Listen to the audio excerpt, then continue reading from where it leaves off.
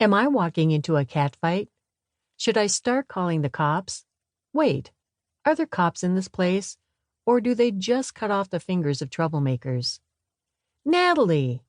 Alex and Rick exclaimed. Yes, the only one. What are you two going on about? Nothing, Rick said. He wasn't about to talk about his obsession in front of his favorite art curator. He didn't need to give her a reason to think he was going bonkers. By the way, Natalie said as she closed the door of Alex's hut, I forgot to tell you why I came here. Don't worry, you can stay. Natalie motioned to Rick as Rick was about to stand up and leave. This concerns you too, I believe. If you're talking about the art, he can have it, Alex said. It's not about the art, Natalie interrupted impatiently as she flicked the stray locks of her hair away from her face. Alex couldn't help but notice how her hair flowed freely in the wind. He gasped as something shimmery and blue behind Natalie's hair caught his attention. He suddenly remembered why the key Rick mentioned looked familiar. He saw it on Natalie, who chose to wear it as her earring. Alex gasped. You're... he started. Natalie put her hand up.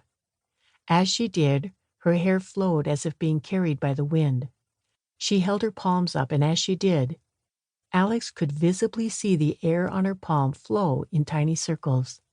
She flicked her fingers, and the tiny twister on her palm crystallized and shattered.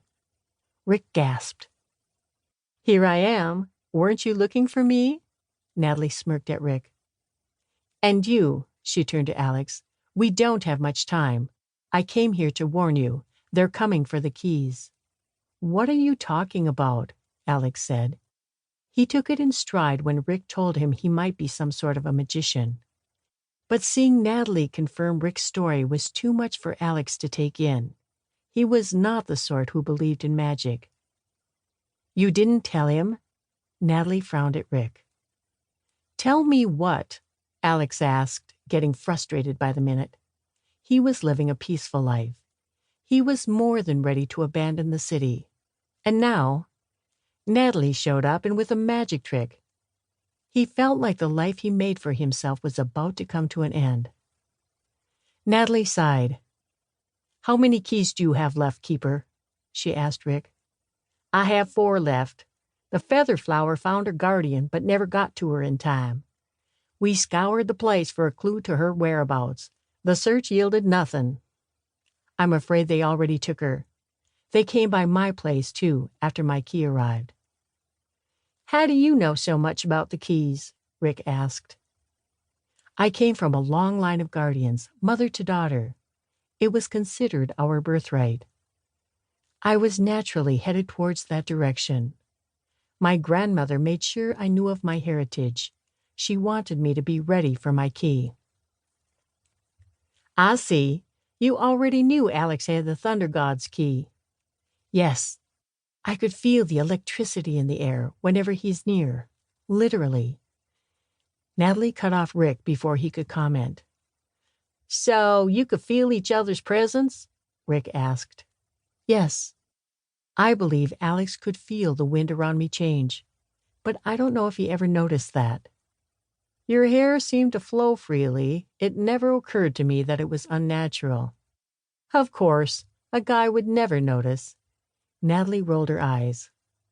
Anyway, she continued, you have little time left to train. You need your thunder. Have you learned how to master your key? Not really, Alex said sheepishly. He barely turned his attention towards the key since he arrived. Wait, what role do you play in all this again? He turned towards Rick. It was Rick's turn to give a guilty smile. I was appointed the keeper of the keys until the guardians arrived. It was my job to bring the keys to the guardians. Any means possible. The things you told me, they weren't true? He asked, confused. They're all true, Alex. I just left out my part of the story. That's why I sent you here. You needed protection.